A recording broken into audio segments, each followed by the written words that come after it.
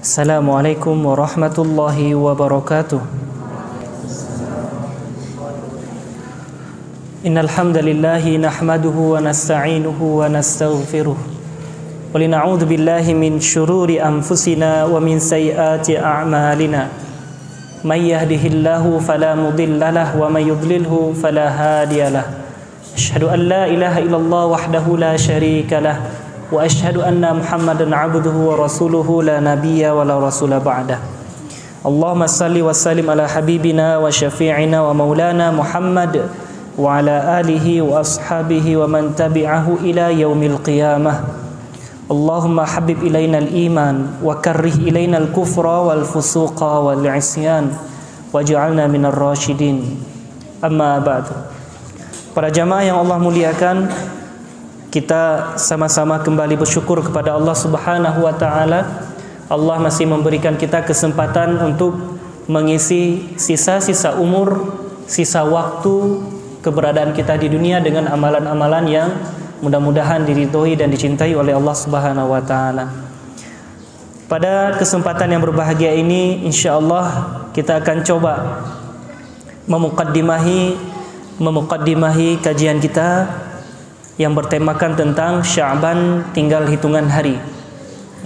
Dengan firman Allah Subhanahu wa taala dalam Quran surah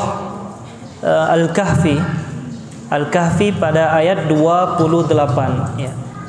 Dalam Quran surah Al-Kahfi pada ayat 28 yang kita mintakan dibacakan oleh salah satu ikhwah kita, adik kita, Al-Hafiz Abu Dhar ya. Tolong bacakan untuk kami surah Al-Kahfi ayat 28. Wasbir nafsaka ma'al ladzina yad'una rabbahum bil ghadati wal 'ashyi yuriduna wajhahu wa la ta'du 'aynaka 'anhum turidu zinatal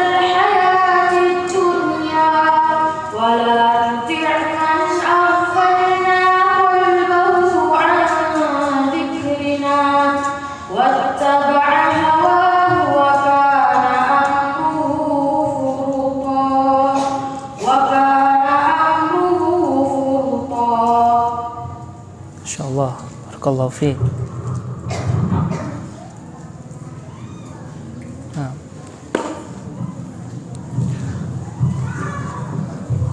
Allah Subhanahu wa taala berfirman, wasbir nafsaka ma'al ladzina yad'una rabbahum bil ghadati wal 'ashyi yuriduna wajhah wa la ta'du 'aynaka 'anhum turidu zinatal hayatid dunya wa la tuti' man aghfalna qalbah an dzikrina wattaba'a hawahu wa kana amruhu furuta.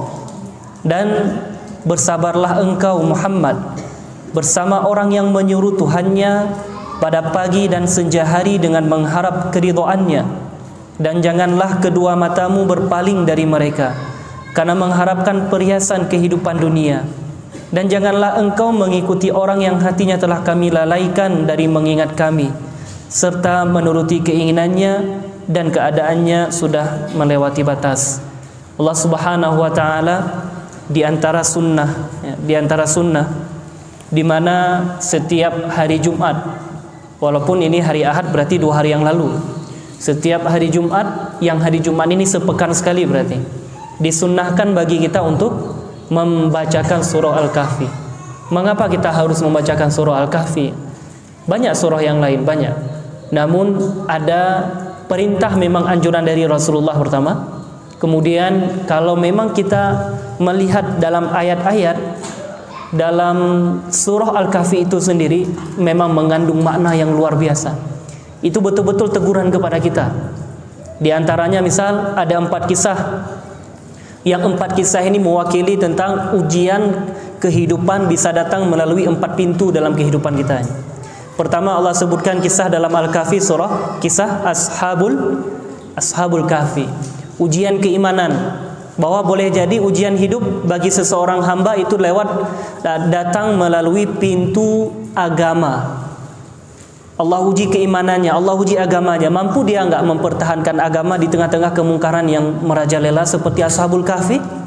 Mampu tidak mempertahankan ketauhidannya, mempertahankan akhlaknya, mempertahankan tauhidnya di tengah kemerosotan moral, di tengah banyak orang melakukan kesyirikan, di tengah orang tidak lagi mengenal Allah, di tengah-tengah masyarakat yang mulai menjadikan Tuhan sebagai uang sebagai Tuhan, bukan lagi Allah sebagai Tuhan.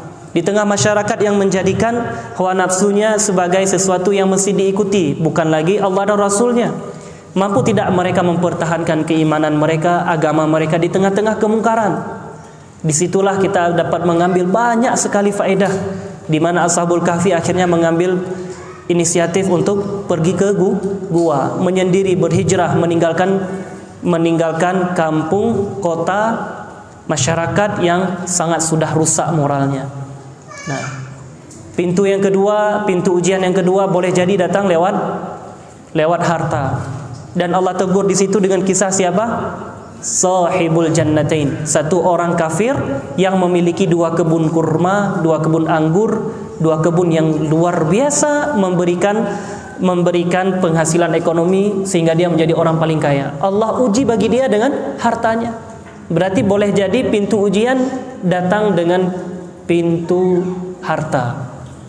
Ketika kita sibuk dengan mencari harta, disitulah datang yang namanya pintu ujian dari Allah Subhanahu wa taala. Kemudian dalam surah Al-Kahfi juga ada kisah siapa? Kisah Nabi Musa dengan Nabi Khidir alaihi wassalam. Ini pernah dulu kita sampaikan pada pertemuan yang lalu. Dan itu menunjukkan kepada kita bahwa yang namanya ujian boleh jadi dengan pintu ilmu. Mereka yang tidak sabar belajar, mereka yang memang tidak mau belajar. Ada orang tidak mau belajar, ada orang memang belajar tapi tidak sabar, ada orang yang sudah belajar, sudah punya ilmu, namun tidak menjadikan ilmunya itu sebagai sesuatu yang membuat dia semakin dekat kepada Allah. Maka Allah tegur kita setiap pekannya dengan kisah Nabi Musa dan Nabi Khidir, di mana Nabi Musa yang Allah suruh mencari Nabi Khidir gara-gara Nabi Musa ada salah ucap ketika Bani Israel bertanya, "Ya Musa, siapa orang yang paling berilmu?" Apa kata Nabi Musa? "Ana, saya." Wajar Nabi Musa mengatakan karena beliau dijuluki sebagai kalimullah, orang yang langsung berbicara dengan Allah, wajar. Nah, jadi Nabi Musa gara-gara kalimat salah ucap, Allah perintahkan Nabi Musa pergi menemui Nabi Khidir dan belajar. Kisahnya panjang dan sudah pernah kita bahas pada 2 bulan yang lalu. Kemudian Allah uji manusia dengan kisah yang keempat, yaitu kisah Nabiullah Dzulqarnain. Nabi Dzulqarnain, Nabi yang Allah berikan kekuasaan. Dzul artinya pemilik, Qarnain 2 tanduk, artinya dia memiliki kekuasaan timur dan barat. Berarti di situ apa? Allah boleh jadi akan menguji hambanya dengan pintu kedudukan. Allah menguji hambanya dengan pintu jabatan. Allah boleh jadi menguji hambanya dengan pintu ketokohan. Ketika dia ditokohkan, ketika dia dijadikan sebagai panutan, mampu tidak dia mempertahankan kepanutannya itu? Yang dimana kepanutannya, ketokohannya dapat membawa orang semakin dekat kepada Allah, atau dia akan berlaku sombong. Nah, berarti ada 4 tadi kami sebutkan. Boleh jadi ujian itu datang melalui pintu agama, ya, ujian karena agama. Boleh jadi ujian itu karena harta. Boleh jadi ujian itu karena ilmu. Dan boleh jadi ujian itu karena jabatan. Maka keempat-empat ujian ini yang selalu datang silih berganti kepada kita. Kita tidak tahu di antara kita ada yang diuji mungkin tidak dengan empat-empatnya. Satu, ada orang diuji dengan jabatan cuman. Ada orang yang diuji dengan harta cuman. Ada orang yang diuji dengan ilmu cuman. Ada orang yang diuji dengan agama cuman. Namun boleh jadi empat ujian ini pada ada diri seseorang. Dan itu setiap pekan Allah ingin ingatkan. Dalam satu pekan itu hati-hati kita. Ada 4 ujian yang selalu datang kepada kita ini. Maka jawaban, solusi pada ayat yang dibacakan oleh adik kita tadi, di mana Allah Subhanahu wa taala memerintahkan kepada siapa? Wahai Muhammad, Nabi Muhammad. Orang paling dekat dengan Allah, yang paling dicintai oleh Allah, manusia yang terjamin masuk surga, yaitu manusia yang bahkan atas doanya lah dimulai hisab, dan orang pertama yang akan membuka pintu kunci surga kelak. Coba. Namun ketika hidup di dunia, Allah perintahkan apa untuk Nabi Muhammad? Kalau kita bayangkan iman kita dengan iman Nabi Muhammad, jauh pasti. Kalau kita bayangkan ketakwaan kita dengan ketakwaan Nabi Muhammad, tidak sama. Kalau kita bayangkan ujian hidup untuk kita dan untuk Nabi Muhammad, sangat jauh berbeda. Coba. Namun Allah perintahkan apa untuk seorang Nabi Rasul yang paling dicintai, dijamin surga, dijauhkan dari api neraka? Dan bersabarlah engkau Muhammad, bersabarlah engkau Muhammad. Wahai Nabi Muhammad, bersabarlah engkau bersama orang yang menyeru Tuhannya pada pagi dan senja hari dengan mengharap keridhaannya. Allah suruh bersabar untuk seorang nabi bersama siapa? Bersama orang-orang yang menyeru Allah. Siapa mereka? Orang-orang yang selalu memperbaiki diri, memperbaiki keluarganya, memperbaiki jamaahnya, memperkokoh, berbenah diri menjadi lebih baik, mempelajari ayat-ayat Allah. Coba, Allah suruh nabi, bukan kita, nabi. Berarti kalau nabi saja Allah suruh, apalagi kita ini. Kalau nabi saja setingkat itu Allah masih suruh, dan wasbir, bersabarkan dirimu wahai Muhammad, apalagi kita. Berarti kita harus lebih daripada nabi. Kita harus lebih butuh kepada ini daripada nabi. Bersama orang-orang yang menyeru Tuhannya, mereka orang-orang yang dekat dengan Allah, yang selalu mencoba dekat dengan Allah, memperbaiki diri, memperbaiki umat di pagi hari dan senja hari. Berarti kerjaan mereka yaitu, Pak, kerjaan utama mereka adalah berdakwah di jalan Allah. Ini kerja permanen mereka adalah menyeru Allah, menyeru berdakwah ke agama Allah di waktu pagi dan di waktu sore. Ini kerja permanen. Dalam kehidupan ada kerja permanen, ada kerja sampingan. Apa kerja permanen? Kerja permanennya adalah dakwah. Kerja sampingannya apa? Kerja sampingan jualan. Kerja sampingan apa? Berkebun. Kerja sampingan apa? Ngurus sawah. Kerja sampingan apa? Ngurus ladang. Kerja sampingan apa? Ke kantor. Itu kerja sampingan. Kerja utama kita seorang muslim adalah menyeru manusia untuk semakin dekat kepada Allah, berdakwah di waktu pagi dan sore hari. Ustaz, siapa yang perintahkan? Allah perintahkan dalam Al-Quran. Maaf cakap, kalau boleh saya tanya, kita semua muslim, insyaallah muslim. Namun tahukah kita arti daripada muslim? Islam, kita ini salim atau muslim? Nah, ini pertanyaan saya. Kalau ditanya, kita ini muslim atau salim? Muslim insyaallah ya. Muslim, benar muslim? Bukan salim. Nah, muslim ya. Hanif, muslim atau salim? Muslim. Oke. Apa beda muslim dengan salim? Kita tidak mengatakan diri kita saya salim. Kita tulis mungkin di pertanyaan, apa agama Anda? Islam. Anda muslim atau bukan? Saya muslim. Tidak kita tulis saya salim, tapi saya muslim, bukan salim. Bedanya apa? Kalau salim dari kalimat bahasa Arab salima yaslamu, artinya selamat. Contoh, ada seseorang, dia dalam perahu, kemudian perahunya kandas, dia jatuh ke dalam lautan. Buang. Karena perahu yang kandas di dalam lautan yang karam itu dekat dengan pantai, dia pandai berenang. Kemudian dia sampai ke tepian pantai dengan selamat. Dia sampai ke tepian pantai dengan selamat. Berarti kita bahasakan ini orang salim. Dia selamat, tapi dirinya telah selamat dari musibah karamnya perahu. Nah, ini salim namanya. Tapi kalau ada dua orang, misal, perahunya kandas, tenggelam, kawannya jatuh. Kawannya tidak bisa berenang. Dia bisa berenang. Apa yang dia lakukan? Dia ambil pelampung di dalam perahu tersebut, dia berikan kepada kawannya. Kemudian dia tarik pelampung itu, karena dia pandai berenang, dia tarik kawannya hingga sampai ke tepian pantai. Begitu mereka dua-duanya sampai di tepian pantai, yang tadi diselamatkan kita sebut sebagai salim, dia orang yang selamat. Yang ini disebut sebagai Muslim. Apa Muslim? Berarti dia selamat dirinya dan dia menyelamatkan orang lain. Ini arti Muslim ini.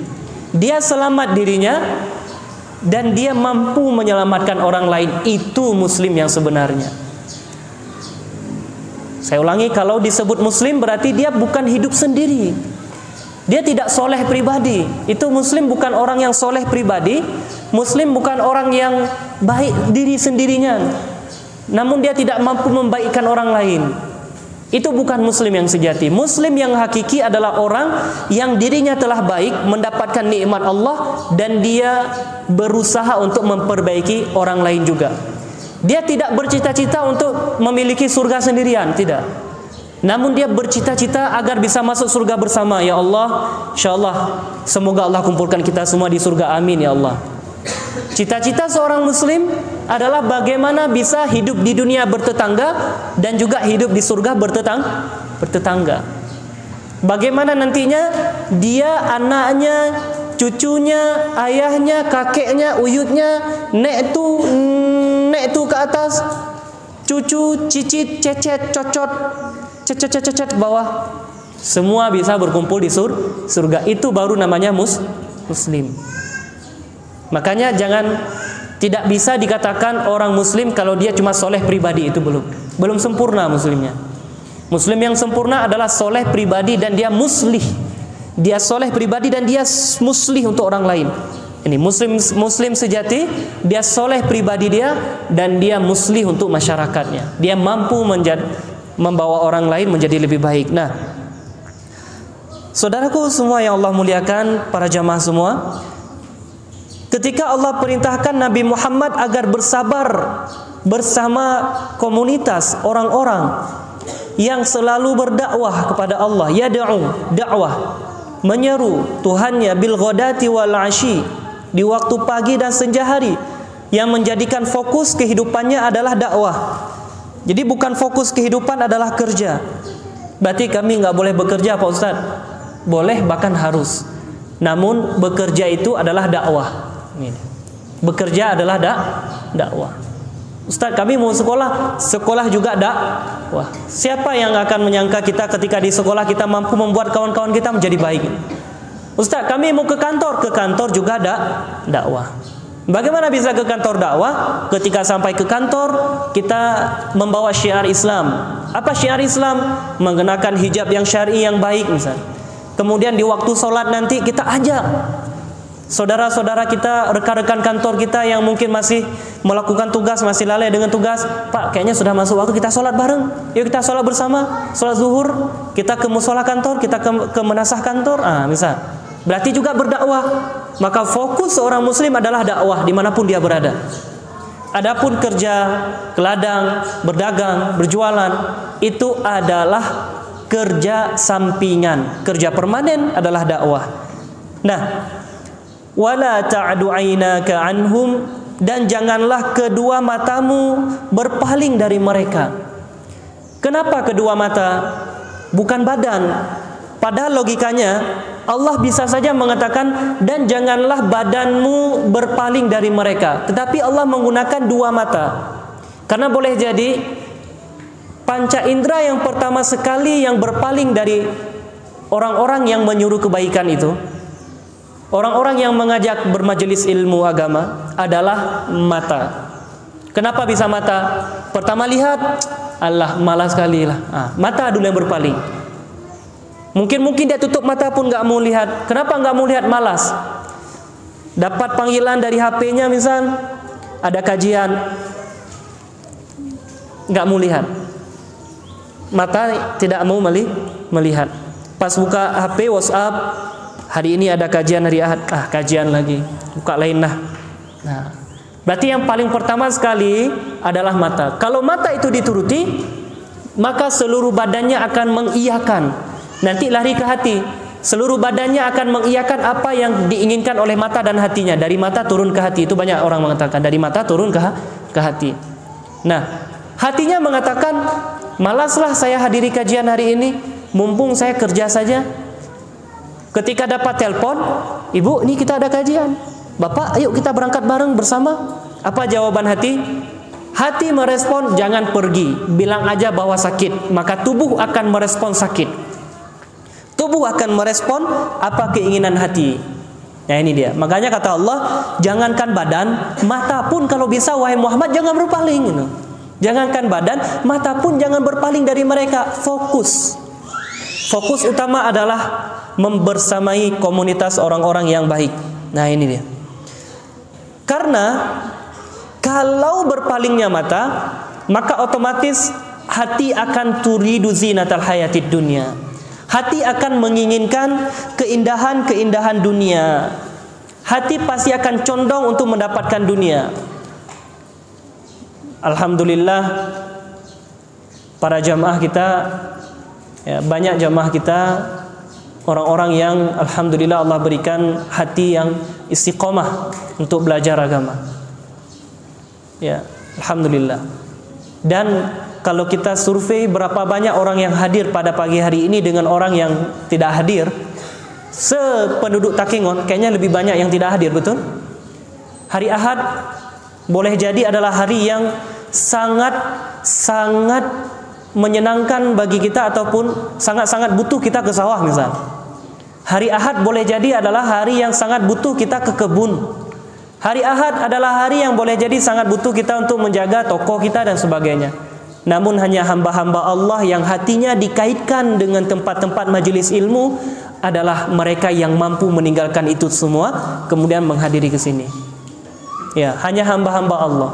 Makanya nanti dalam satu hadis Rasulullah, nanti di hari akhirat manusia akan berdiri di hadapan Allah menunggu hari hisab.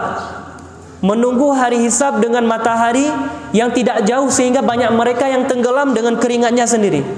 Ada yang sepinggang, sedada, bahkan yang paling tinggi adalah sedaun telinga. Sehingga harus injit-injit berapa lama? Ribuan tahun. Tak tahu kita berapa lama, ribuan tahun mereka akan berdiri. Makanya hari dinamakan dengan yaumul qiyamah. Qiyamah itu apa? Dari qama yaqumu, apa artinya? Berdiri. Jadi mereka akan berdiri selama-lamanya.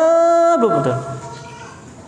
Bayangkan ibu-ibu, bapak-bapak, coba bayangkan aja. Kita disuruh berdiri pada hari itu menunggu hari hisab. Berapa lama? Ribuan tahun tidak berpakaian. Teriknya luar biasa. Bukan satu orang, dari Nabi Adam sampai dengan manusia terakhir. Coba berdiri kita semua menghadap Allah. Menghadap kapal, sibuk manusia pada hari itu. Sibuk kenapa? Sibuk dengan dirinya masing-masing. Hingga Aisyah berkata, ya Rasulullah, berarti sebagian kami akan melihat aurat yang lain. Tidak, ya Aisyah, orang lebih kacau balau dengan dirinya sendiri pada hari itu. Coba berdiri itu berdiri, keringatan berdiri. Ada yang injit-injit biar nggak tenggelam, ada yang injit-injit, tenggelam lagi, injit-injit. Berapa lama? Ribuan tahun. Kayaknya 1 jam aja kita akan sakit kaki, betul nggak? Ibu-ibu yang rematik-rematik, bapak-bapak yang sakit-sakit asam urat, 1 jam saja. Yang anak-anak muda yang sering tarik urat, kita suruh olahraga aja 1 jam, upacara misal, kayak mana kita berdirinya?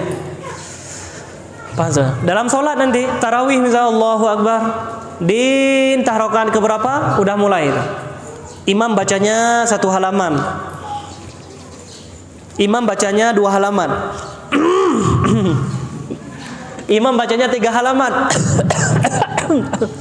Imam bacanya 4 halaman. Hilang orangnya, keluar, pulang kampung, pulang ke rumah.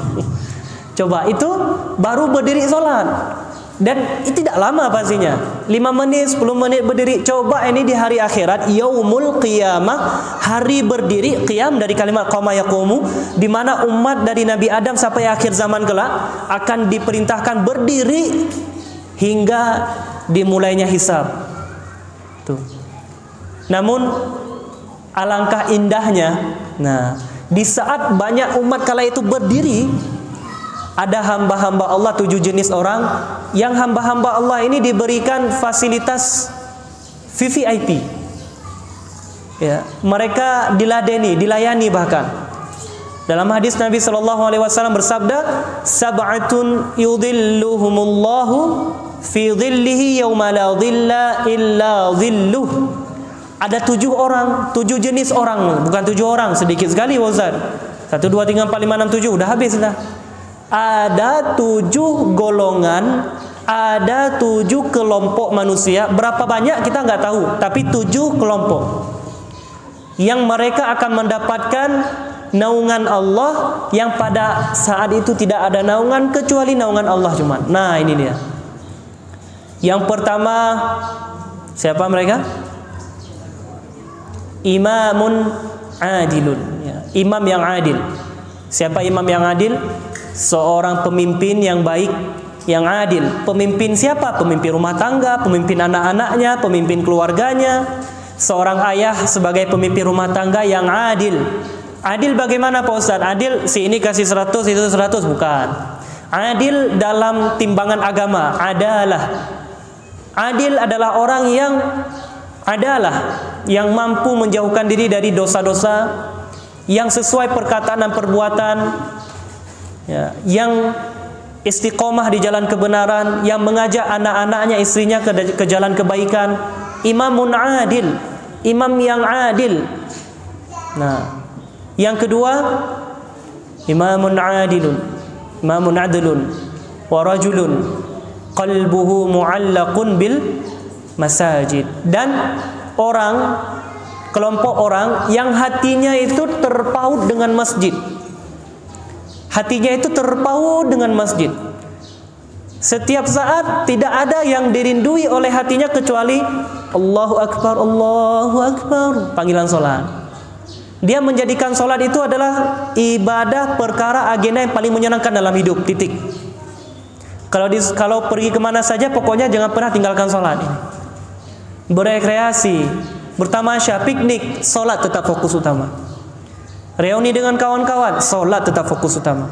Asal sudah kalimat Allahu Akbar dikumandangkan, hatinya mulai gusar, pokoknya harus berhenti, cari tempat sholat. Nah, ini. Kalau dia berlalu waktu dan dia belum sholat, dia tidak tenang. Nggak tenang lah, kayak ada yang kurang nih. Apa yang kurang? Aduh ya Allah, belum sholat, saya lupa. Ini dia. Ini warajulun qalbu mu'allaqun bil masajid. Orang yang hatinya terikat, terpaut cinta dengan masjid. Kemudian siapa lagi? Wasyabun nasya fi ibadatillah. Anak-anak muda, anak-anak kecil, baik pemuda dan pemudi, yang dia tumbuh dalam ketaatan kepada Allah. Kecil-kecil udah belajar Quran, kecil-kecil udah hafal Quran. Subhanallah. Dan tidak akan lahir anak-anak seperti itu kecuali lahir dari orang tua yang luar biasa, ya, orang tua yang mendukung, memotivasi, memberi dukungan sepenuhnya, memberi doa, ya, meminta kepada Allah agar anaknya dilembutkan hati. Insya Allah dari sejak kecil dia sudah terpaut dengan ibadah kepada Allah. Ini akan mendapatkan naungan di hadapan Allah kelak. Siapa lagi mereka? Warajulani tahabba fillah ijtama'a alaihi wa tafarraqa alaihi. Dan dua orang itu dua orang dalam artian dua, namun boleh jadi dua itu banyak nanti. Dua gitu. Ini dua orang, ataupun dua orang lebih. Dalam hadis, dan dua orang yang hatinya itu saling mencintai karena Allah. Ya, mereka tidak mau bertemu kecuali karena Allah, dan mereka tidak juga berpisah kecuali karena Allah. Allah yang mempertemukan mereka, Allah yang juga memisahkan mereka. Dan ketika mereka berpisah, mereka merindui kembali kapannya kita bisa kumpul kembali karena Allah. Itu dia. Siapa orang-orang ini? Boleh jadi adalah orang-orang yang rindu untuk datang ke majelis untuk belajar Al-Quran, majelis ilmu agama, yang di situ nanti dia berjumpa dengan saudara-saudaranya, terjadilah hubungan silaturahmi, ukhuwah Islamiyah, yang mereka mencintai karena Allah dan mereka berpisah karena Allah. Nanti di bulan depan, misal setelah Lebaran, dia bahkan sangat merindu, ya Allah, kapan lagi aku bisa kapan saya bisa berangkat lagi ke Al-Ghuraba, nanti ada kajian, nanti saya bisa berjumpa dengan anak saya, dengan saudara saya, saudari saya, keluarga saya, dengan orang-orang di sana. Ingin sekali. Ini dia. Ini orang-orang yang hatinya seperti ini, insya Allah Bapak Ibu akan dapatkan orang-orang yang diberikan fasilitas naungan Allah di hari kiamat. Siapa lagi? Iya betul. Wa rajulun dzakarallahu khaliyan fafadat ainah. Dan orang yang mengingat Allah. Siapa yang mengingat Allah itu? Boleh jadi ketika duduk seperti ini dia dapat nasihat, kemudian dia teringat akan dosa-dosa yang pernah dia lakukan, tanpa terasa air mata mulai mengalir di pipinya. Boleh jadi ada orang seperti itu, Ibu. Ketika dia duduk, kemudian dia tutup matanya, dia menangis. Menangisi apa? Menangisi masa-masa lalu. Betapalah diriku suram sekali dulu, betapa gelap kehidupanku dulu, betapa jauh dari Al-Quran. Kenapa baru sekarang aku tersadarkan, ya Allah? Kenapa baru sekarang saya baru belajar? Kenapa baru sekarang saya mau datang? Kenapa enggak dari dulu, ya Allah? Engkau berikan nikmat belajar itu. Dia menangisi keadaan maksiat yang pernah dia lakukan di masa dulu. Wa rajulun dzakarallahu khaliyan. Boleh jadi di tempat seperti ini atau di tempat-tempat terkhusus dia sendirian, dia sholat duha, dia nangis, sholat tahajud, dia nangis. Dan ada anak-anak kita yang sholat duha menangis. Ada anak-anak kita yang baca Quran menangis. Dia baca Quran dengan air mata. Ada anak-anak kita sholat tahajud ibu-ibu menangis. Ada. Tak perlu kita sebut siapa, biarkan itu antara dia dan Allah. Dan itu ada orangnya, InsyaAllah ada. Nah, yang terakhir adalah orang yang tasaddaqa biyaminihi fa akhfaha hatta la ta'malu shimaluhu ma tunfiqu yaminuhu. Dia bersedekah dengan tangan kanannya, dia sembunyikan sedekahnya itu hingga tangan kiri tak tahu, hingga tangan kiri padahal kan masih dalam satu tubuh yang sama. Tangan kiri saja tidak tahu apa yang disedekahkan tangan kanan. Ini kiasan orang yang gemar bersedekah dan tidak diketahui sedekahnya itu. Dia mencoba menyembunyikan. Mungkin dia bersedekah di kegelapan malam. Tengah-tengah malam dia sedekah, dia masukkan amplop, dia masukkan uang ke dalam amplop, dia taruh di lemari kawannya sebagai bentuk berbagi mungkin. Ketika orang tuanya mengirimkan uang jajan untuk dia dalam 1 bulan, ini nak uang jajan untukmu, dia sisihkan sedikit. Dia lihat kawannya bahkan untuk sepatu olahraga pun nggak ada, atau untuk baju olahraga pun nggak ada, atau untuk buku tulis pun nggak ada, atau untuk pulpen pun nggak ada. Sedih dalam hatinya. Kemudian dia ambil sedikit dari uang jajan yang dikirimkan oleh orang tuanya, ya, dia masukkan dalam amplop. Tengah-tengah malam dia bangun, dia masukkan dalam lemari kawannya. Luar biasa. Ada yang seperti itu? Ada. Biarkan itu antara dia dan Allah. Tak perlu kita sebut siapa, biarkan itu antara dia dan Allah. Subhanallah. Nah, dari 7 orang ini, maka ada orang-orang yang kita sebut tadi, mereka berkumpul di majelis ta'lim. Hatinya berpaut dengan masjid. Mereka berjumpa karena Allah, berpisah karena Allah. Mereka dengan duduk mereka sendiri saja sudah muhasabah diri. Dan semua itu mau-mau kayaknya terkumpul dalam bermajelis ilmu agama Allah. Maka kenapa ataupun apa yang membuat kita untuk malas-malas datang ke majelis ilmu? Ini pertanyaannya. Pertanyaan ini dijawab oleh Allah dalam Al-Quran tadi yang kita baca. Turidu zinatal hayatid dunya. Apakah engkau hendak menginginkan kehidupan dunia? Nah, hai Muhammad, wahai Nabi Muhammad, apakah engkau hendak menginginkan kehidupan dunia? Wala tuti' man aghfalna qalbahu an dzikrina. Dan janganlah engkau mengikuti orang yang hatinya telah kami lalaikan dari mengingat kami. Wattaba'a hawahu wa kana amruhu furuta. Dan serta menuruti keinginannya dan keadaannya sudah melewati batas. Jangan ikuti orang-orang yang ini Allah yang berikan rambu-rambu kehidupan. Jangan engkau ikuti orang-orang yang hatinya telah dilalaikan oleh Allah, kemudian dia menjadikan Tuhannya yaitu hawa nafsu. Dia menjadikan hawa nafsu sebagai Tuhannya. Orang seperti ini jangan diikuti. Kenapa? Kalau diikuti, maka itu akan membuat dirimu lalai juga dari Allah Subhanahu wa taala. Di rumah kita, di masyarakat kita, di kampung kita, di kota kita, di daerah kita, kalau kita dapati atau mungkin lebih banyak ya orang-orang yang lalai hatinya dari mengingat Allah, maka jangan sampai kita pula menjadi orang seperti itu. Ini dia. Kalau bisa kita bawa perubahan, kita berikan perubahan. Bagaimana perubahan? Kita ajak Ini ada kajian pekanan, ada kajian bulanan, ayo kita hadir, kita ajak. Ketika tidak mau diajak, berarti kita tetap harus fokuskan diri pergi. Karena kalau kita satu hari saja tidak pergi, atau dalam satu pertemuan itu saja kita tidak pergi, maka hati kita rentan untuk diculik syaitan, sehingga jadilah kita sebagai orang-orang wattaba hawahu, orang-orang yang menjadikan Tuhannya adalah hawa nafsu.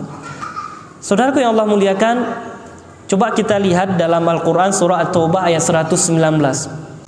Allah Subhanahu wa taala berfirman dalam surah At-Taubah ayat 119, Ya ayyuhalladzina amanu ittaqullaha wa kunu ma'as sadiqin. Ya, wahai orang-orang yang beriman. Ini panggilan bukan untuk wahai orang-orang yang Islam, bukan cuman itu. Tapi lebih khusus daripada itu, yaitu orang-orang yang beriman. Wahai orang-orang yang beriman, yang benar dengan keimanannya, ya, bertakwalah. Udah beriman, Allah suruh bertakwa lagi. Udah beriman, Allah suruh bertakwa. Ittaqullah, bertakwalah kamu kepada Allah, dan bersamalah kamu dengan orang-orang yang benar. Wa kunu ma'as shadiqin.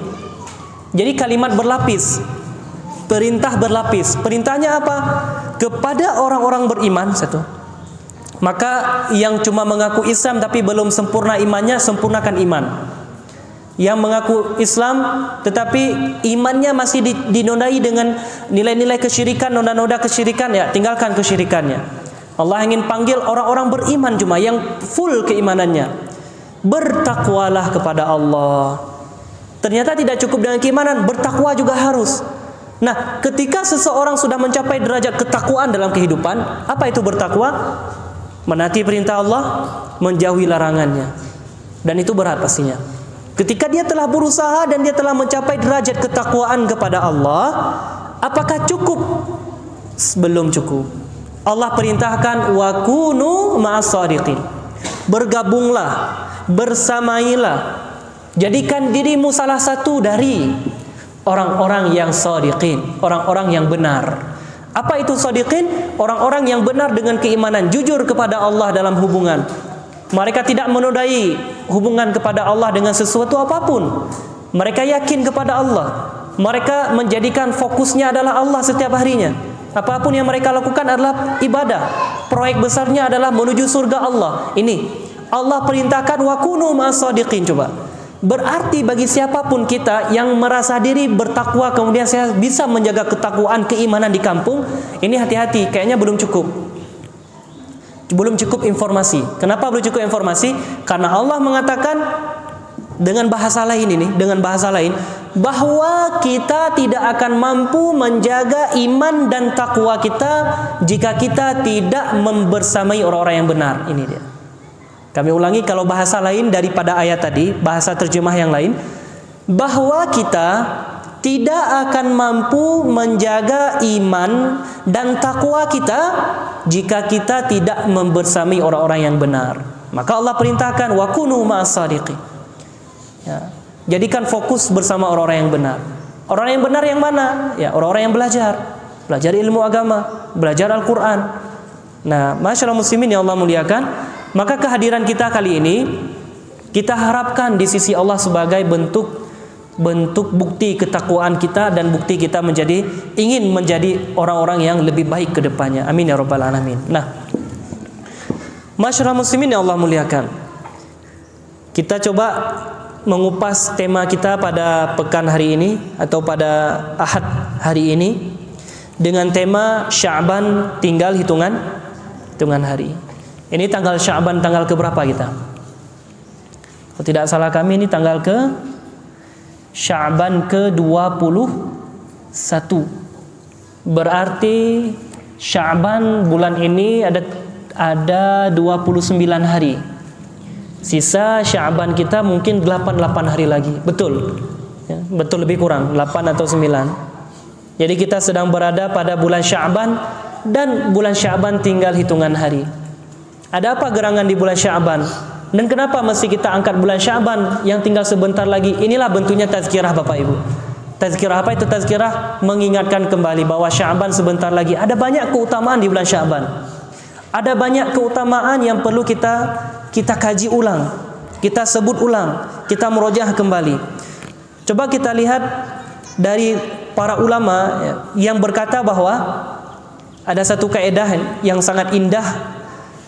Syahrul Rajab syahruz zar'i wa syahrul Sya'ban syahrus saqiyiz zar'i wa syahrul Ramadan syahru hasadiz zar'i. Bulan Rajab ini udah lewat. Bulan Rajab adalah bulan untuk menanam. Nah, ini sudah lewat kita. Bulan Sya'ban adalah bulan menyirami tanaman, merawat tanaman itu. Dan syahrul Ramadan syahru hasadiz zar'i. Bulan Ramadan yang sebentar lagi akan datang adalah bulan untuk memanen tanaman. Kalau orang tidak siap-siap menanam, tidak merawat tanaman, maka apa yang akan dia panen ini? Kalau orang tidak menanam, apa yang perlu dia rawat dari tanaman? Kalau dia tidak ada yang tanaman yang bisa dia rawat, dia jaga, dia siram, maka apa yang akan dia panen? Sebaliknya begitu. Kalau orang ada menanam, ada yang dia rawat, ada yang dia siram, dan akan ada sebentar lagi akan dia panen.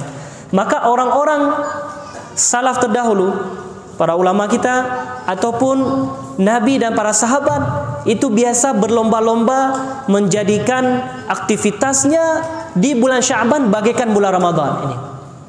Bulan Sya'ban bagi mereka bagaikan bulan Ramadan. Mereka menjadikan aktivitasnya itu banyak dengan berpuasa, banyak dengan baca Quran, menghidupkan solat, walaupun belum Ramadan ini. Tetapi mereka sudah senantiasa menghidupkan Sya'ban bagaikan bulan Ramadan. Kenapa? Karena sebentar lagi akan panen besar. Nah, coba kita lihat misalkan satu hadis dari Usamah bin Zaid bertanya ke Rasulullah dengan penasaran sekali. Dan pertanyaan ini di bulan Sya'ban. Apa yang beliau tanyakan? Ya Rasulullah, qul, katakanlah wahai Rasulullah. Ya Rasulullah, tolong berikan jawaban.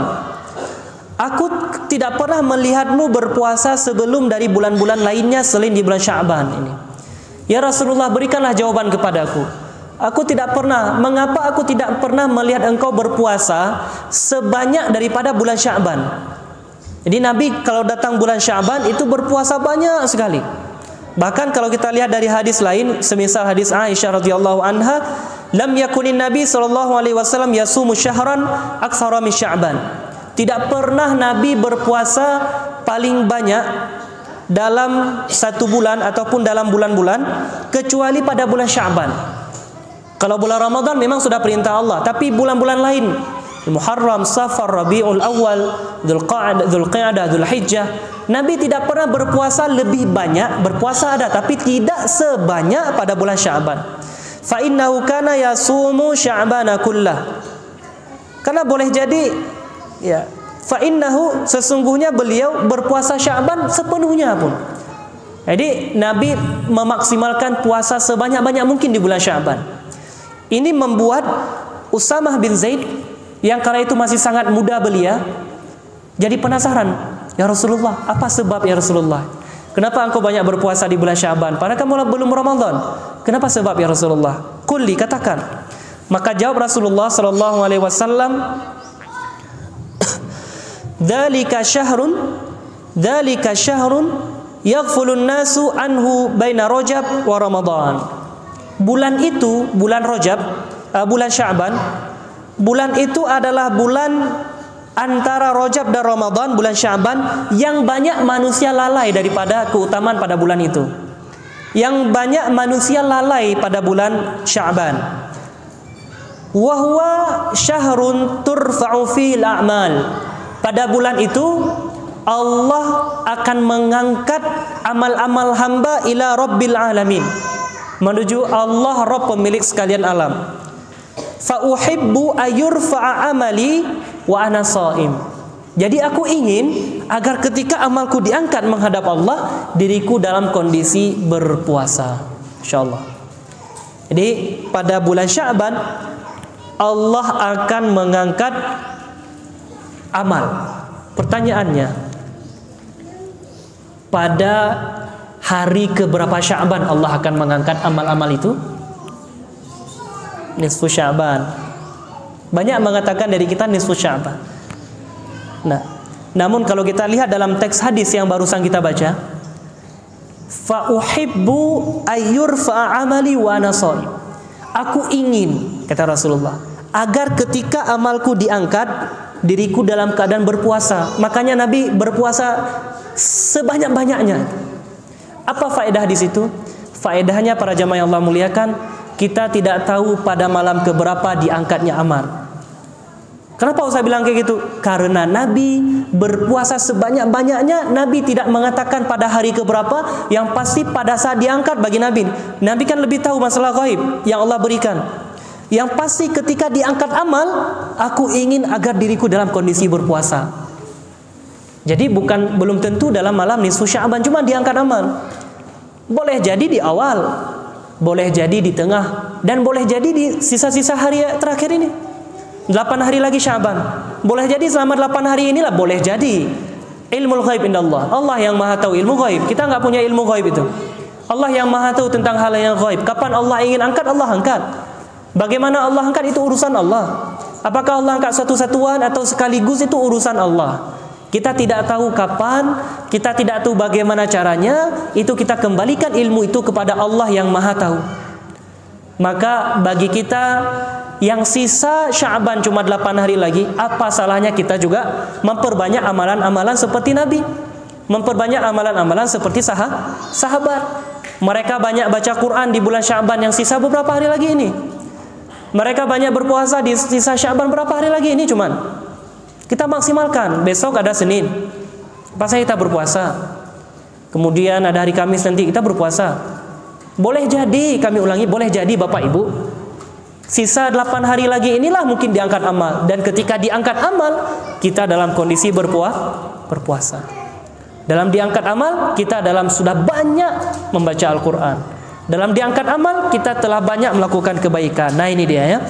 Berarti kita tidak tahu kapan, karena Nabi tidak menyebutkan hari.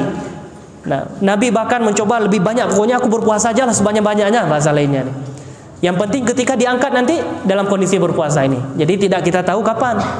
Ketika kita, ya mungkin banyak kita berpikir kayaknya cuma malam nisfu Sya'ban, maka sisa-sisa dari bulan Sya'ban ini terbengkalai begitu saja. Bagi kita mungkin yang selama ini tahu kayaknya malam nisfu Sya'ban diangkatnya amal, maka sisa daripada nisfu Sya'ban ke atas sampai sempurna bulan Sya'ban hingga masuk Ramadan terbuang begitu saja. Terbuang dalam artian apa? Tidak lagi giat dalam ibadah. Ini salah. Dan ini keliru. Ayo dari kajian ini sama-sama kami mengajak.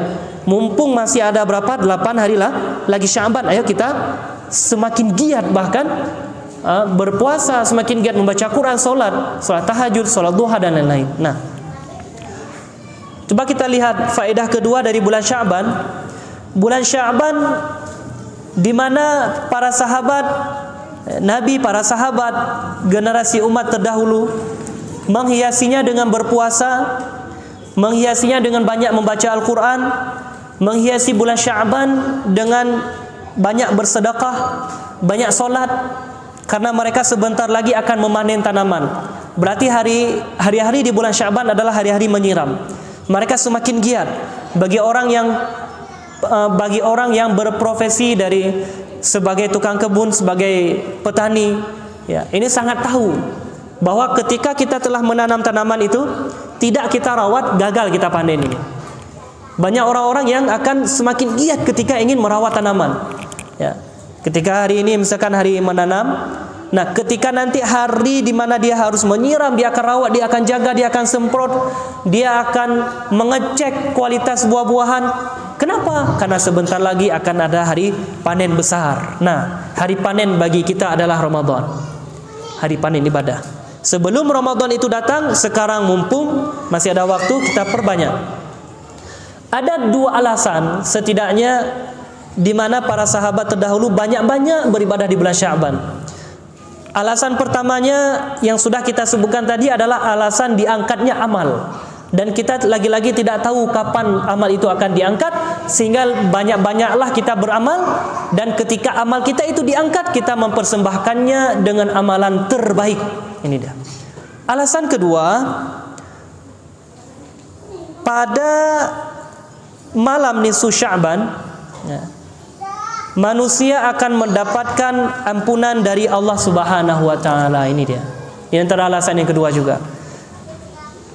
Nah, kita coba bacakan hadisnya.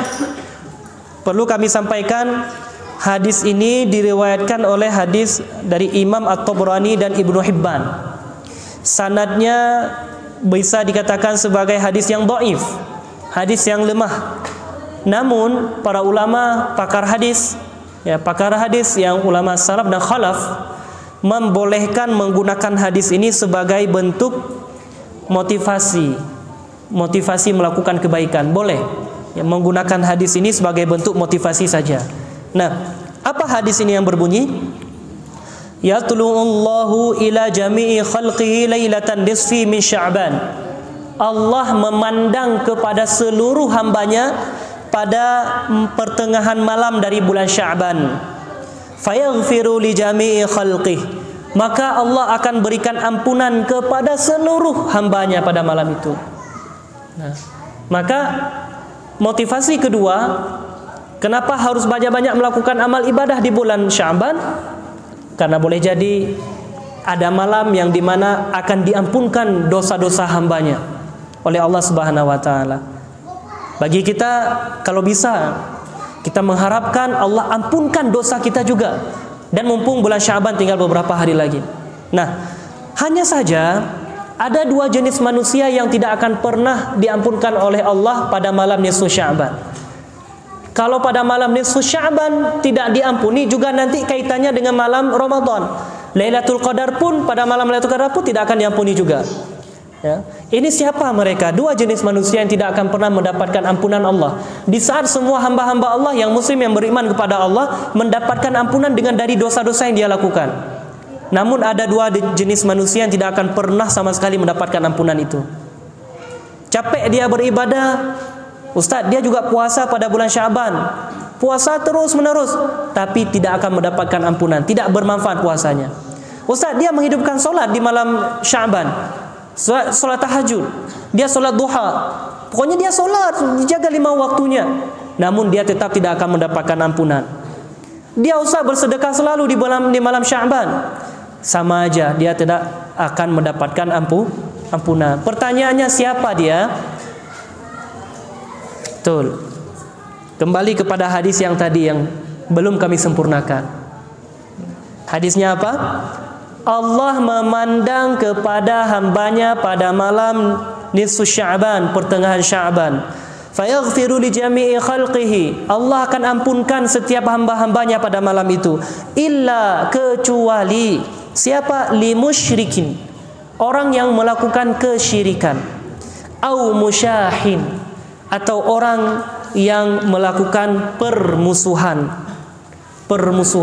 perpecah belahan. Jadi dua orang jenis manusia ini tidak akan mendapatkan ampunan dari Allah Subhanahu wa taala. Siapa? Orang yang masih melakukan kesyirikan kepada Allah dan orang yang melakukan permusuhan antar sesama mereka.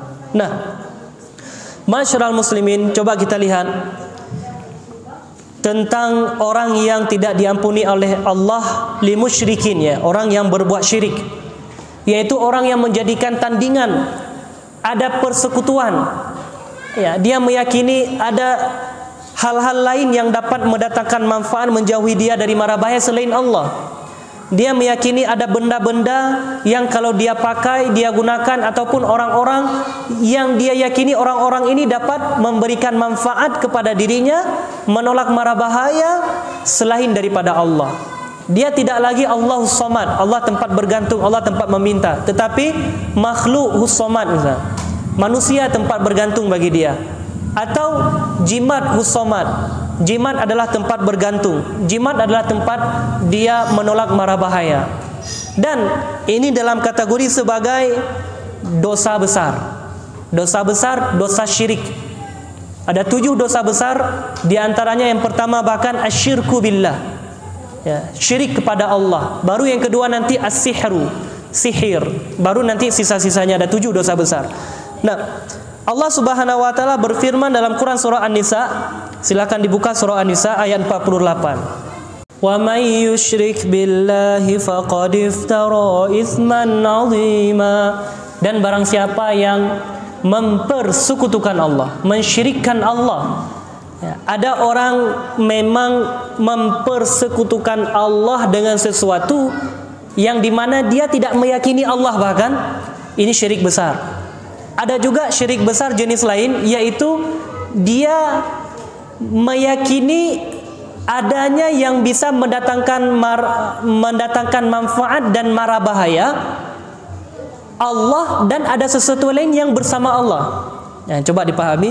Ada orang yang melakukan kesyirikan dengan menafikan kemampuan Allah terus. Ya, dia yakini pada benda, pada yang lain ini dapat mendatangkan mara bahaya nih. Ini syirik besar. Ada orang yang mensyirikkan Allah bersama Allah. Ini dia. Dia boleh jadi dia menyembah Allah, dan juga di saat yang sama dia masih menyembah benda-benda yang lain. Di saat dia mengakui diri Allah sebagai Tuhannya, di saat itu pula dia masih aktif dengan kesyirikannya. Ini dia, dua-duanya dia dapat ini. Dia begini, dia masih taat kepada Allah, dia masih beribadah kepada Allah, dia masih meyakini Allah yang mendatangkan mudarat dan manfaat.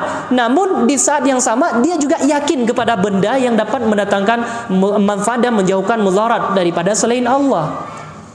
Dia menjadikan tandingan-tandingan sesembahan bersama dengan Allah. Ada yang memang sesembahannya di atas terus. Ini pokoknya ini Allah enggak. Tapi ada yang bersama dengan Allah. Allah iya, benda-benda syirik pun iya juga. Allah iya, aktif kedukun pun iya juga. Berarti ada dua-duanya dia dapat. Kalau yang dua-duanya seperti ini, maka kata Allah, dia telah wa may yusyrik billah faqad iftara isman 'azima. Dia telah melakukan dosa besar. Ya, walaupun Pak Ustaz, tapi dia masih nyembah Allah. Ya, walaupun masih nyembah Allah, tapi dia tidak memurnikan imannya untuk Allah. Dia masih meyakini benda-benda yang tidak ada ilmiahnya sama sekali, tidak ada unsur syar'inya sama sekali, tidak ada perintahnya dapat mendatangkan manfaat dan mudarat. Kita sebut misalkan air Zam-Zam, itu ada hadis bahwa air Zam-Zam itu dapat memberikan keberkahan. Nah, kalau yang seperti ini boleh kita yakini, boleh, karena memang ada perintah. Nah, namun kalau kita meyakini bahwa sebab-sebab lain dapat mendatangkan manfaat dan mudarat, ini jatuh ke dalam kesyirikan. Contohnya misalkan ini kain ini kalau ada orang sakit misalkan dia batuk, demam, kita selimuti dia dengan kain ini, dia sembuh. Berarti kain ini dapat menyembuhkan orang. Nah, berarti dia telah melakukan, kalau begitu kata dia, dengan keyakinan dia telah melakukan dosa besar. Ya, faqad iftara itsman 'azima. Dia telah melakukan dosa syirik besar, meyakini kain ini dapat menyembuhkan orang, dan ini tidak ada hubungan sama sekali ini. Mungkin beda kalau misalkan di dalam kain ini ada magnet telah diselipkan, kemudian magnet itu dapat menghancurkan lemak misal. Kan kita pernah lihat itu gelang magnet, gelang yang di situ ada magnet. Yang magnet itu secara teori ilmiah nanti dapat menghancurkan lemak ataupun ikat perut ya, yang ada magnetnya. Ini berarti ada ilmiahnya. Itu dibolehkan dalam agama. Namun kalau tidak ada hubungan sama sekali, coba, ini berarti dia jatuh dalam kesyirikan. Nah, akibatnya bagaimana? Akibat daripada orang yang masih melakukan kesyirikan kepada Allah, Allah akan menghapus amalannya sebagaimana Allah firmankan dalam Quran surah Al-An'am ayat 88. Itulah petunjuk Allah. Dengan itu Dia memberi petunjuk kepada siapa saja di antara hamba-hambanya yang Dia kehendaki. Itulah petunjuk Allah, itulah Al-Quran maksudnya. Itulah petunjuk Allah, Al-Quran. Maka Allah memberikan petunjuk itu kepada hamba-hamba yang Dia kehendaki. Semua kita bisa peroleh Quran memang. Semua kita hari ini bisa pegang Quran. Bahkan kita boleh punya Quran dalam tas kita pun, kita bawa kemana-mana, silahkan. Itu petunjuk Allah. Tetapi ingat, Allah hanya akan memberi petunjuk kepada yang Dia kehendaki. Boleh kita, siapapun boleh punya Quran, tetapi tidak semua orang akan mampu mempraktekkan isi Al-Quran. Ini dia. Siapapun boleh pegang Quran, siapapun boleh bawa Quran, siapapun bisa baca Quran, tetapi ingat, tidak semua orang akan mampu untuk mengamalkan isi Al-Quran, terutama dalam ayat-ayat tentang syirik. Kenapa? Karena Allah lanjutkan dalam ayatnya, sekiranya mereka mempersekutukan Allah sekiranya mereka mempersekutukan Allah, pasti lenyaplah amalan yang telah mereka kerjakan. Pasti lenyaplah, terhapuslah amalan yang mereka kerjakan. Siapapun silahkan, di rumahnya ada Al-Quran ya. Kalau ada acara-acara apapun, Qurannya banyak di rumah. Siapapun silahkan, setiap hari baca Quran. Siapapun silahkan, di acara-acara apapun kadang bawanya muqaddimahnya Quran, silahkan. Jadi Quran itu boleh silahkan petunjuk untuk siapapun.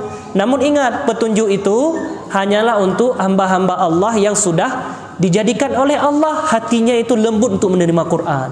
Dia boleh baca siapapun, tetapi hanya hamba-hamba Allah yang terpilih yang akan mampu mempraktikkan isi Al-Quran. Terutama bab syirik tadi kami sebutkan. Walau asyraku la habita anhum ma kanu ya'malun. Seandainya melakukan kesyirikan kepada Allah, maka terhapus semua amalan yang pernah dia lakukan. Pak Ustaz, udahlah kami solat 5 waktu, bagaimana itu? Terhapus amalan. Pak Ustaz, udah haji pun tetap terhapus hajinya. Tidak dianggap oleh Allah ketika dia masih melakukan kesyirikan ini. Dan jika orang yang melakukan kesyirikan itu mati dalam keadaan dia masih melakukan kesyirikan, masih aktif mendatangi perdukunan, masih mempercayai, masih merajah-rajah dirinya, meminta-minta dirajah. Orang-orang yang seperti ini, apa kata Rasulullah SAW dalam hadis yang sahih? Man mata la yusyrik billahi syai'an dakhalal jannah. Siapapun yang meninggal dan dalam keadaan dia meninggal tidak melakukan kesyirikan kepada Allah, maka dia akan masuk surga. Waman mata, dan siapapun yang mati yusyrik billahi syai'an, dia meninggal, dia mati dalam keadaan melakukan kesyirikan kepada Allah, dakhalan nar, maka dia akan masuk neraka.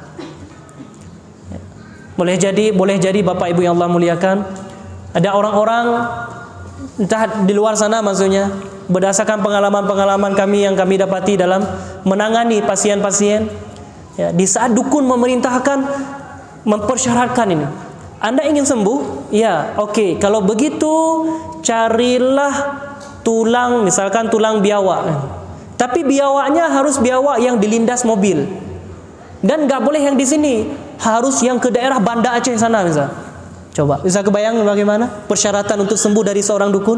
Carilah biawak yang mati dilindas mobil, yang daerahnya daerah Banda Aceh, nggak boleh daerah Takengon. Dia pergilah dalam perjalanan itu mencari biawak. Sampai ke daerah sana tidak dia dapati, stres. Nah, kemudian inilah syaitan ya. Ketika dia mau pulang, masih di daerah Banda juga, tiba-tiba ada biawak yang loncat, ketabraklah dengan mobilnya. Bahagia betul dia. Ini dia udah dapat biawaknya. Jatuh dalam kesyirikan, sudah jatuh dalam kesyirikan. Nah, ternyata dalam perjalanan pulang tadi membawa biawak yang mati dilindas oleh mobilnya. Qadarullah, ajalnya menjemput. Mobilnya terbalik ke jurang. Dia mati dalam keadaan itu. Berarti dia mati dalam keadaan melakukan kesyirikan. Dakhalan nar, kata Rasulullah. Dia akan masuk dalam neraka. Waliyadzubillah. Ya. Nah, sungguh rugi orang yang kalau dia solat pun, dia puasa pun, dia berzakat, dia bersedekah, dia berinfak, dia haji, dia melakukan kebaikan, tetapi dia masih aktif mendatangi perdukunan. Sungguh rugi orang seperti ini. Mengapa? Karena terhapus amalannya itu. Bahkan coba kita lihat dalam hadis Rasulullah, hadis sahih riwayat dari Imam Muslim, man ata arrafan fasa'alahu an syai'in lam tuqbal lahu salatun arba'ina lailatan. Barang siapa atau siapa saja yang mendatangi peramal, fasa'alahu an syai'in, kemudian dia bertanya-tanya ke peramal itu tentang nasib-nasibnya, tentang sesuatu, apa yang akan terjadi. Semisal dia minta tolong ramalkan tangan saya, apa nasib saya ya dari tangan, garis tangan, atau tolong lihat bintang wajah saya, apakah bintangnya bintang baik atau bintang buruk. Ataupun boleh juga dengan dia meminta, tolong ramalkan diri saya di masa depan, baik tidak dengan tanggal lahir saya atau anaknya. Ini anak saya lahir pada tanggal sekian, bulan sekian. Kira-kira baik enggak dia di masa depan? Tolong lihat. Dilihatlah, oh ini dia akan hidup sendirian terus-menerus. Rezekinya kurang-kurang lancar. Kayaknya dia akan mati muda ini sepertinya. Besok enggak mau datang lagi ke peramal itu, betul? Jadi peramal itu banyak bohongnya. Oh ini rezekinya lancar terus ini. Ini akan menjadi presiden suatu saat. Ini anak ini nanti ketika dia besar, dia akan berumur panjang. Kalau yang kayak gitu banyak orang datang. Maka banyak para peramal itu tukang bohong. Nah, ya. Barang siapa kata Rasulullah yang datang ke peramal minta ramalkan nasibku. Ya, dia ingin melihat masa-masa depannya. Lam tuqbal lahu salatun arba'ina lailatan. Maka tidak akan diterima amal ibadah solatnya. Solat apa ini? Solat wajib. Belum solat sunnah, belum solat tahajud. Jangan ngomong dulu solat tarawih, baru solat wajib saja ditolak oleh Allah. Berapa lamanya? Arba'ina lailatan, 40 malam. Tapi gugur nggak solat? Ya, dia tetap wajib melakukan solat. Namun di saat dia solat gugur kewajiban dia, tetapi tidak berpahala di sisi Allah. Allah menolak. 40 malam artinya berapa kali solat wajib? Kalau sehari ada 5 kali solat wajib, kali berapa? 40? Berapa? 200 kali solat. Sehari ada 17 rakaat, 200 kali solat kali 17 berapa? Nah ini dia ya. Ada yang dapat, kita berikan hadiah. Kita kasih kunci Honda, gantungannya ya. Berapa? 3.400 ya. Nah, kita kasih hadiah dengan doa semoga Allah Subhanahu wa taala senantiasa melampangkan diri kita untuk selalu menuntut ilmu agama. Kan daripada saya kasih gantungan kunci, kan kita kasih kunci Honda gantungannya. Kan gantungannya, bukan kunci Hondanya, bukan Hondanya, gantungannya. Enggak, insyaallah hadiah terbaik dari Allah. Siap-siap aja yang sudah tahu angkanya tadi, insyaallah mudah-mudahan ya kita mintakan Allah memberikan hadiah terbaik dari Allah insyaallah. Kalau hadiah terbaik dari Allah bi ghairi hisab itu. Bi ghairi hisab, tidak ada yang bisa hitung hadiahnya. Boleh jadi haji mungkin. Amin. Boleh jadi umroh mungkin ya. Amin insyaallah. Baik, kita kembali ke tema kita. Siapa saja yang mendatangi peramal arrafan, orang yang meramal-ramal nasib, menerka-nerka masa depan, kemudian dia bertanya-tanya ke peramal tersebut, lam tuqbal lahu salatun arba'ina lailatan. Tidak akan diterima salatnya 40 hari. Salat tidak diterima Pak Ustaz. Kami puasalah. Nah, puasa Ramadan ditolak oleh Allah. Ustaz, kami puasa Ayyamul Bid ditolak. Puasa Senin Kamis ditolak. Ustaz, gimana kalau kami misalkan puasa Daud sehari selang ditolak ketika melakukan kesyirikan. Atau mungkin kami sudah banyak bersedekah, sudah banyak berinfak, sudah banyak zakat, ditolak. Ini bulan Ramadan. Di akhir bulan Ramadan nanti ada zakatul fitri, memberikan zakat fitri, ditolak oleh Allah. Walaupun dia wajib mengeluarkan, tapi pahalanya tidak ada sama sekali. Ditolak kalau masih aktif dengan kesyirikan, masih aktif mendatangi perdukunan. Bagaimana lagi dengan haji? Udah haji juga, udah gelar haji dan hajjah misal, udah haji, udah labbaik Allah, udah mengelilingi Ka'bah, udah salat khalfa maqam Ibrahim, udah melempar jumrah, udah mendatangi Masjidil Haram, Masjid An-Nabawi misal, tetapi ditolak, hilang semua amalannya. Kenapa? Man asyraku billah walau asyraku la habita anhum amalahum ma kanu ya'malun. Kalau mereka melakukan kesyirikan akan dihapuskan semua amalan ibadahnya. Ini coba. Jadi siapapun yang masih aktif dalam kesyirikan, aktif mendatangi perdukunan, ditolak semua amalannya. Salat ditolak, apalagi yang lain. Nah, Ustaz, sebentar lagi bulan Ramadan. Bagaimana dengan puasa misalnya? Ataupun salat tarawih? Coba kita lihat dalam hadis Abu Hurairah, yang hadis ini muttafaqun alaihi. Hadis yang diriwayatkan oleh dua imam besar, dua imam pemilik sahih, kitab hadis sahih, derajat paling tinggi dalam ilmu hadis, Sahih Bukhari dan Sahih Muslim. Dua-duanya meriwayatkan. Hadisnya apa? Man shoma ramadhana imanan wahtisaban ghufira lahu ma taqaddama min dzambih. Siapa saja yang berpuasa di bulan Ramadan, yang sebentar lagi akan datang, dia berpuasa di bulan Ramadan imanan, dengan penuh keimanan, keyakinan akan kewajiban itu, kemudian keimanan kepada Allah Subhanahu wa taala yang telah mewajibkannya, wahtisaban, dan mengharapkan kepada Allah pahalanya, ghufira lahu, diampunkan baginya dosa yang telah terdahulu dia lakukan. Dua kalimat, yang dua kalimat ini menunjukkan tentang jangan melakukan kesyirikan. Di mana? Satu, imanan. Barang siapa yang berpuasa di bulan Ramadan dengan keimanan, iman yang tidak dinodai oleh kesyirikan, maka tidak akan bermanfaat nanti bulan puasa, bulan Ramadan. Siapapun yang berpuasa tapi masih menggunakan jimat, tidak akan bermanfaat. Ataupun mereka yang masih aktif keperdukunan, tidak akan bermanfaat puasanya. Nah, karena dia belum mencapai derajat keimanan yang sesungguhnya kepada Allah. Oleh karena itulah di bulan Sya'ban inilah kita tinggalkan, kita bersihkan itu semua, sehingga nanti ketika datang bulan Ramadan kita sudah betul-betul imanan kepada Allah. Yang kedua, wahtisaban, mengharapkan dari Allah pahalanya, bukan dari makhluk. Artinya apa? Berpuasa tanpa ada unsur ria. Ria adalah syirik kecil. Berarti syirik besar imanan, jangan sampai iman itu ternoda dengan syirik besar, dan ihtisaban, jauh daripada syirik kecil. Dua-duanya syirik. Orang yang syirik, kalau garis besarnya, orang yang syirik, walaupun dia berpuasa di bulan Ramadan tidak akan manfaat, walaupun dia salat tarawih tidak akan manfaat ini. Karena Allah perintahkan puasa dengan iman, dengan ihtisab, mengharap pahala dari Allah. Nah, kita coba lihat dalam hadis kedua. Tadi hadis pertama, siapa yang mendatangi peramal kemudian bertanya kepadanya tentang sesuatu ramalan-ramalan, maka tidak akan diterima solatnya 40 malam. Hadis yang kedua lebih parah. Ya, hadis sahih.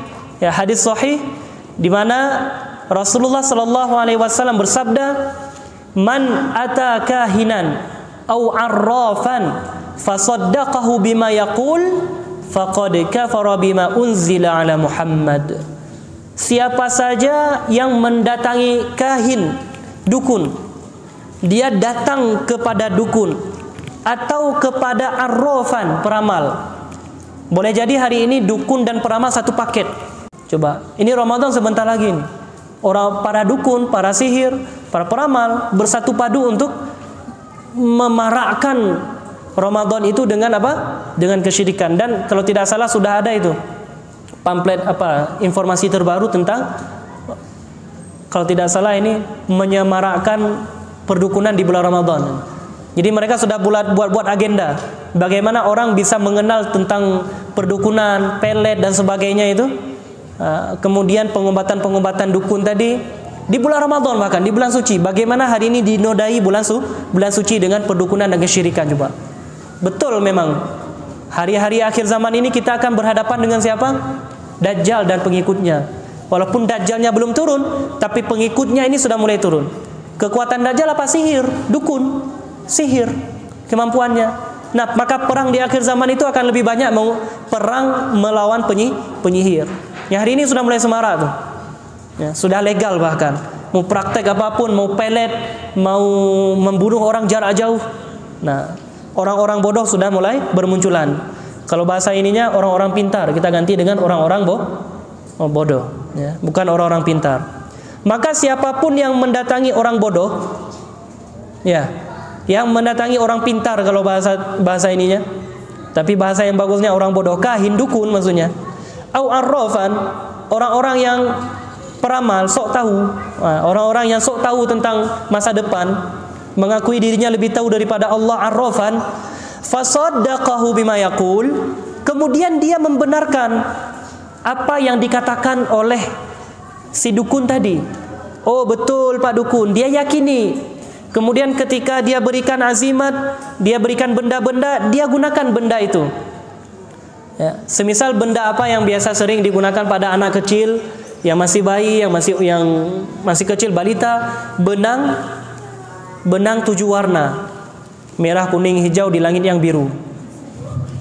Benang 7 warna diikat dengan keyakinan apa? Benang ini nanti dapat mendatangkan manfaat, menjauhkan mudarat.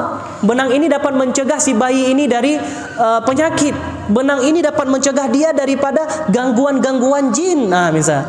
Padahal ya, selama kami pernah memproses pasien-pasien yang pernah diikat benang-benang ini pada anak-anaknya kadang pun ya, kita lihat pada benang tersebut ada buntalan kain yang kalau kita buka buntalan kain itu bau busuk luar biasa menyengat. Entah najis apa itu. Mungkin apa ditaruh dalam itu betul? Bau kali, najis memang. Nah, bau yang sangat menyengat dan di dalamnya ada secari kertas yang bertuliskan lafaz Allah ataupun kadang ayat-ayat Quran. Ya, ayat-ayat Quran dituliskan di secari kertas, dibalut dengan najis, kemudian dibalut dengan kain tebal, diikatkan di benang 7 warna tadi. Dipakaikanlah pada anak-anak kita. Pada orang-orang dewasa pun kadang dipakai juga. Kemudian orang dewasa ini pergi ke tempat sholat, dia sholat, tapi sholatnya sambil nenteng najis. Diterima enggak sholatnya? Sambil bawa najis di benang tadi. Nabi dulu pernah sholat, kemudian datang malaikat Jibril memberitahukan bahwa di saat Nabi sholat ini, di bawah sepatu beliau sholat sambil menggunakan khuf, menggunakan sepatu khuf. Di bawahnya ada najis, entah kotoran unta mungkin, entah apa, dalam hadis pokoknya ada kotoran di bawah sepatu beliau. Maka beliau membuka sepatunya kemudian melanjutkan sholat. Artinya tidak sah sholat ketika masih menenteng najis di bawah sepatu. Nah, ini ditenteng najisnya di sini, di benang tadi. Sholat apa? Sholat 5 waktu. Sholat apa? Sholat duha, sholat tahajud. Maka wajar ketika Nabi mengatakan lam tuqbal lahu sholatun arba'ina laila. Tidak diterima sholat. Kenapa? Di antara alasannya juga boleh jadi karena masih menenteng najis. Dan ini najis dalam bentuk benda, ada juga najis dalam bentuk keyakinan. Dua-duanya najis. Syirik itu adalah najis. Nah, belum lagi secari kertas, Bapak Ibu yang Allah muliakan, kertas dituliskan ayat-ayat Allah. Nanti kertas itu dibawa ke kamar mandi. Si anak tadi masuk ke toilet, dia buang hajat, ada kertas ayat Allah di dalam tali tadi, coba. Dia bawa ayat-ayat Allah ke dalam kamar mandi. Bukankah ini penghinaan kepada Allah? Ya. Maka banyak orang-orang yang ingin mendapatkan ilmu hitam. Kenapa ilmu hitam? Ada ilmu hitam, ada ilmu putih, padahal sama aja. Ya, ilmu dari jin, ilmu jahat, ilmu sihir, mereka biasanya harus melakukan persyaratan pertama, yaitu melecehkan simbol-simbol agama. Seperti apa? Al-Quran. Ada bahkan yang harus injak-injak Quran. Setelah dia injak Quran, baru jin itu mau menjadi khodamnya. Baru jin itu nanti dia perintahkan, tolong ini bawa, angkat, ini angkat, itu mau dia. Kalau dia dengan syarat injak dulu Al-Quran. Kalau tidak kamu injak, aku tidak mau. Berarti lecehkan dulu ayat-ayat Allah. Ada juga yang bahkan maaf cakap, dibuang hajatnya, dibuang hajat atau buang air besar, tapi ke atas Quran. Ada yang bahkan hajatnya itu ditaruh di celengan masjid, di celengan musola. Dia lecehkan tempat-tempat sholat. Nah, kalau seperti itu dia lakukan, maka dia boleh saja dikhodamkan jin kepada dia, atau jin mau berkhodam kepada dia. Ini bahaya. Begitupun kita yang datang meminta bantuan, tolong sembuhkan saya sakit, oh ini pakai ini. Pas kita buka, ya Allahu Rabbuna, ternyata di dalam itu ada ayat-ayat Allah yang sudah dicampur-campur dengan najis. Nah, itulah baru mau jin tidak mengganggu dia. Kenapa? Karena dia telah bercampur keyakinannya dengan kesyirikan. Ada juga bahkan yang lain, misal dengan minyak wangi. Minyak wangi ini nanti Anda buka di sebelum Jumat. Buka minyak wangi itu. Nanti setelah Jumat tutup, maka rumah Anda akan senantiasa aman dari gangguan-gangguan. Coba. Pertanyaannya apa hubungan minyak wangi yang dibuka sebelum Jumat dan ditutup setelah Jumat? Minyak wangi dibuka sebelumnya apa ditutup setelah Jumat? Apa hubungan coba? Nah, ketika kita ruqyah tidak mempan-mempan. Pas diambilnya minyak wangi ini, kita bacakan ayat-ayat Allah, kita buang minyak wangi, kita bakar, bergetar. Langsung mendapatkan efek dan jinnya keluar. Nah, ini dia ya. Boleh jadi fasaddaqahu bima yaqul, dia membenarkan. Ya. Dia yakin, dia membenarkan, kemudian dia pajang kertas-kertas di tokonya sebagai penglaris. Nah, ini juga sering. Ada kertas yang bertuliskan huruf-huruful muqatta'ah, huruf-huruf yang terputus, qaf, sin, shin, shad. Nah, kemudian ada pedang Zulfiqar. Ya. Kemudian ada segitiga. Pada segitiga ini lambangnya Dajjal. Ya. Di antara bentuk segitiga adalah lambangnya Dajjal. Boleh cari bagaimana propaganda Dajjal hari ini dengan lambang segitiga. Nah, itu dituliskan di kertas, kemudian kertas itu nanti dicampurkan, ada lafaz Allah, ada lafaz Nabi, ada Asmaul Husna, campur-campur. Nah, ada huruf, ada tulisan-tulisan dengan Arab Melayu yang tidak bisa dibaca oleh orang kadang. Namun si dukun dia tahu apa artinya. Yang di situ dia meminta kepada jin-jinnya tadi, khodam-khodamnya, tempelkan ini di tokomu, maka biar datang penglaris. Ya, datang orang-orang yang beli coba. Dengan tempelan itulah dia yakin nanti. Setiap datang orang yang beli, kemudian dia yakin, ini gara-gara tulisan itu. Kalau kita copot tulisan itu, dia akan marah. Ini buktinya nih. Kalau kita copot tulisan itu, nggak perlulah ditempelkan ini. Marah dia. Berarti kesyirikan itu telah masuk ke dalam hatinya. Nah, dia tidak lagi menjadikan Allah yang membuat hati orang-orang untuk membeli ke tempat dia. Dia menggantungkan hati orang-orang ini bahwa yang menjadikan mereka beli ke tempat dia adalah kertas. Nah, atau boleh jadi ya, dia menempelkan kalimat-kalimat solawat. Ini dia bentuk yang baru juga. Kalimat-kalimat solawat dia tempelkan di rumahnya dengan keyakinan nanti kalimat solawat ini dapat mencegah dia dari mara bahaya, kebakaran rumah, pencurian dan sebagainya. Dia tidak lagi yakin kepada Allah, tetapi dia sudah yakin kepada kertas. Ini juga bentuk daripada kesyirikan. Yang kalau itu masih aktif dia lakukan, tak akan bermanfaat solat, tak akan bermanfaat puasa walaupun di bulan Ramadan sekalipun. Nah, ada juga yang mungkin dengan menggunakan cincin khodam, cincin-cincin yang telah diisi, yang diyakini ini cincin ini dapat membawa manfaat, dapat menjauhkan dari mudarat, ataupun benda-benda lain semisal pisau, keris, pedang, yang ini ada bahasanya mungkin ini dapat membuat orang tidak bisa melihat kita, misal orang nanti tidak ngeh dengan kita, atau orang jauh daripada kita. Oh, kalau kita bawa cincin ini nanti orang jadi tertarik dengan diri kita. Berarti dia meyakini ada hal lain yang dapat mendatangkan manfaat dan mudarat selain daripada Allah. Orang seperti ini kata Rasulullah, kalau dia meyakini faqad kafara bima unzila ala Muhammad, maka sungguh dia telah kafir. Dia telah kufur, dia telah ingkar terhadap apa yang diturunkan kepada Muhammad, yaitu Al-Quran. Dia telah kafir terhadap Al-Quran. Imannya telah rusak. Dia telah tidak menjadi orang yang yakin kepada Quran. Bahaya betul. Jadi kalau bertanya saja, tidak diterima sholat 40 malam. Kalau meyakininya, kafir terhadap Al-Quran.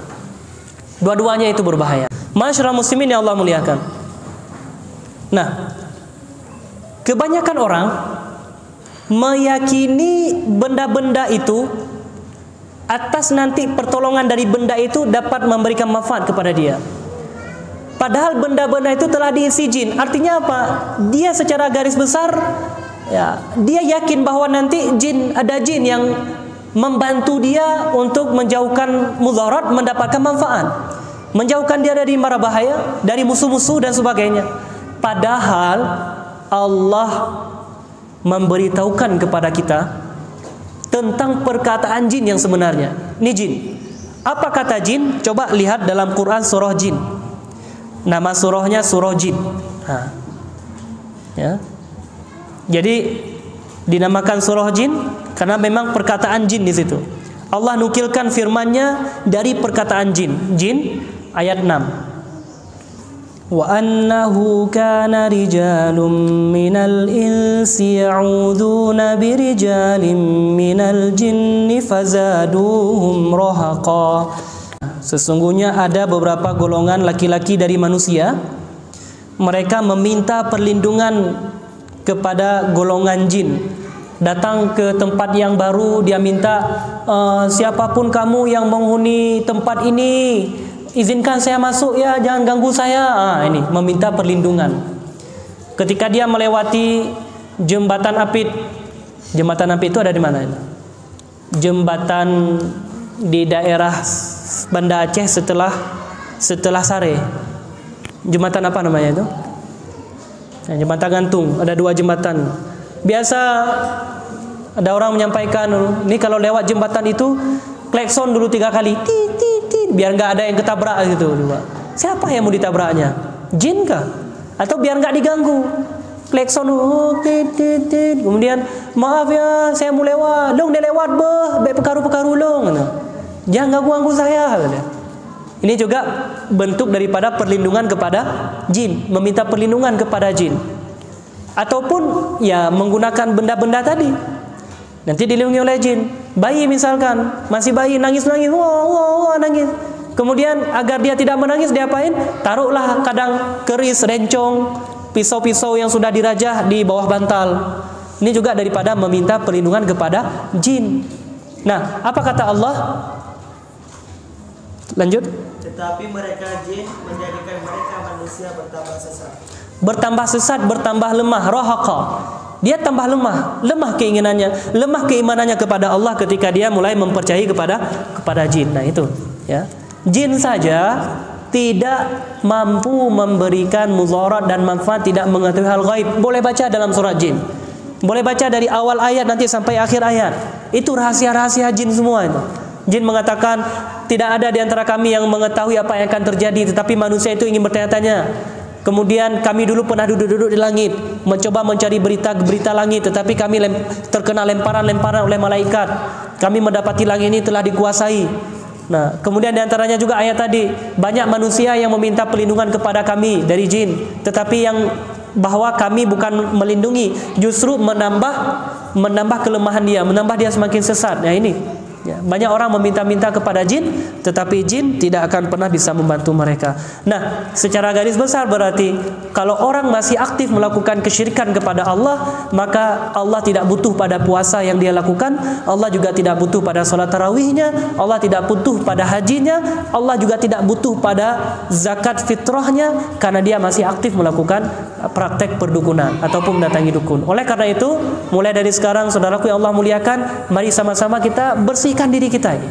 Kita tinggalkan praktek-praktek perdukunan. Nah, insyaallah untuk yang jenis kategori kedua itu mudah-mudahan ada di waktu lain akan kita sampaikan. Subhanakallahumma bihamdika asyhadu an la ilaha illa anta astaghfiruka wa atubu ilaik. Assalamualaikum warahmatullahi wabarakatuh.